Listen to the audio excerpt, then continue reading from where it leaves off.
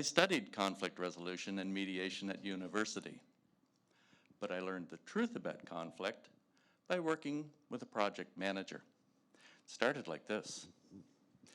Patrick, you can't use your conflict resolution stuff with my project teams. My boss hates conflict. Really, Sandra? Wait, what if we call it collaborative problem solving? Ooh, he loves collaboration. Let's do that. So the next day, I used my mediator skills with Sandra's project teams. Successfully, but that's not the point. Can you believe that Sandra's boss hates conflict? Doesn't he know that conflict is positive? Sure, perhaps at first it's not obvious, but I've been a trial lawyer, and I can tell you, conflict resolution is light years ahead of litigation. Instead of years in court, mediation is days. Instead of win-lose and lose-lose, it's win-win. And instead of teams of expensive lawyers, one single mediator. To this recovering lawyer, mediation was like the Holy Grail. And I totally bought the idea that conflict is positive. And I tell people, there's a positive side to conflict. You should just get comfortable with being uncomfortable. You can profit from conflict. And I talk about Paul and Kate, who had different ideas about the future of their business, how they gently persuaded and firmly negotiated, fiercely argued, and 3 years later, just before trial, how they tried mediation. And in that single day, they developed a new solution that worked for everyone. Exhibit A. But now, thanks to Sandra, I had my boss hates conflict stuck in my head. As a Gemini, both of me had something to say about it. So one self said the usual. Patrick, if it wasn't for their conflict, Paul and Kate would never have developed that brilliant new idea. Their conflict made them be creative. Plus, it strengthened their relationship. They developed mutual understanding during the mediation. For all of that, they have their conflict to thank. But my other self said, wait just a second here. What exactly did Paul and Kate do that day that they could not have done 3 years earlier? Not a single thing. They could have had that conversation on day 1. But instead, they wasted 3 years, immersed in negative energy, discomfort that never got comfortable. And profit, they had no return on the investment in Rolaids they were eating like candy during the day, nor in the rivers of red wine they were pouring down at night. Sandra's boss is right. The truth about conflict is that it's negative and nasty. Positive be damned.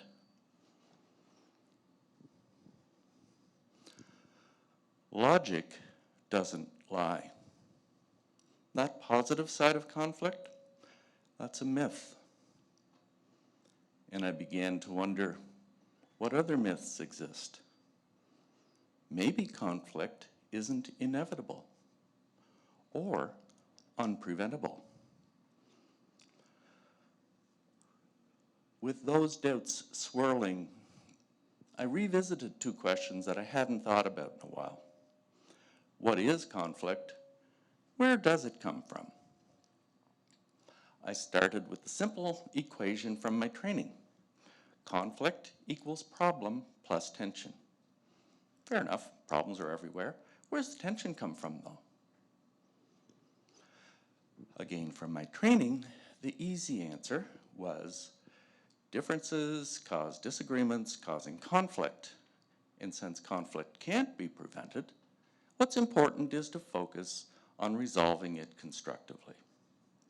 As long as you focus on the positive side of conflict, you shouldn't worry your pretty little mind about where conflict comes from. Well, now this pretty little mind was pretty worried. So I dug deeper. Now, what's the first thing you do with a problem? You figure out your solution, don't you? Well, if you do that and I do that, now we got two solutions for the problem. Then what? You're going to tell me why yours is better, and I'm going to tell you why mine's better, aren't we? Now, when we're going back and forth on that, does it ever occur to you that you're wrong and I'm right? For me, I figure you're wrong and you just don't know it yet. So to help you to see the light, I invent a bunch of ideas to support my side and to tear your idea apart. Isn't that the pattern of debate? And whether it's friendly or fierce, it's that debate pattern that we bring to problem solving and conversations. Now, many see debate as a useful tool for society. I see the perfect concoction for conflict. What's 4 things you need to do in order to win a debate? Narrow the situation to an either-or choice, ideally in your favor. That's the first thing, isn't it? And if you're in it to win it, then isn't the second thing to cling to your conviction that you're right no matter what? And if you know you're right, then isn't the third thing to make sure you never get caught listening to learn? Your only purpose in listening is to rebut. And if you're going to be good at rebuttal, then don't you need to instantly find the weakness in the other side and attack it?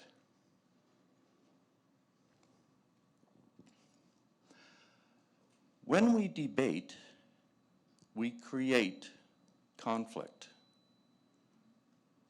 We've been debating since Socrates. It's no wonder we've come to think that conflict is inevitable and unpreventable. But what if? What if instead we ditch debate and we choose to use a collaborative conversation model, preventing conflict before it begins? I see your eyes rolling. And no, I'm not going to tell you, another guy talking collaboration, let's all play nice and get along and sing Kumbaya by the campfire.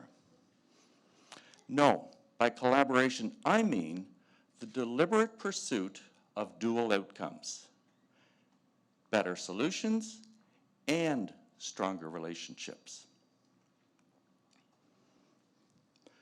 Where conflict equals problem plus tension and collaboration equals better solutions plus stronger relationships, the more collaborative we are, the less conflict we have. And the sooner we become collaborative, the more we prevent conflict before it begins. And its costs. Several studies, including one across 9 industrialized nations, demonstrate that on average, each employee wastes 2.5 hours per week because of conflict. If you're doing that math in your head, spoiler alert, it's a big number. And that's not counting the human cost, drain on our mental energy, the pain and agony, like Paul and Kate suffered over 3 years. My idea is that Paul and Kate, or anyone, could have a collaborative conversation instead, anytime about anything, using these 6 simple steps. Step 1, set parameters. Talk about how to create an atmosphere of safety and respect to have the conversation. Step 2, exchange perspectives. Here, they exchange information about their experiences in the situation instead of arguing solutions. So they're listening to learn instead of to rebut. Step 3, describe the issue neutrally and broadly. They put the problem in a context where they can both contribute ideas towards a new solution. Step 4, identify things of importance. Here, they learn what's important to each before they decide what their options are. Step 5, generate new options. The new options are now targeted at what's important to them. And step 6, select solutions. Pick the best package of options and reality test them to get them the most of what they want. Simple, eh? But you see, we've become so invested in the cycle for resolving conflict. Debate, negotiate, arbitrate, litigate, maybe mediate, that we've overlooked the best option of all. Prevent conflict before it ever begins.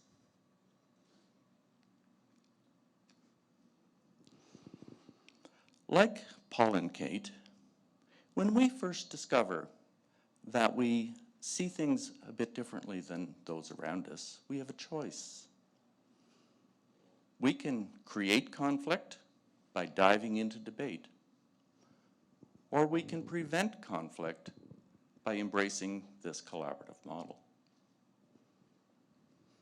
Imagine how much more effective and harmonious your world would be if you choose to use this collaborative model in your corporate boardrooms. If you empowered those around you to ditch debate and choose to collaborate at community committees. And if you experimented with collaboration around your own kitchen tables. And that's life, isn't it? Our life in this world is a series of choices. And it's only by changing your choices that you change your world.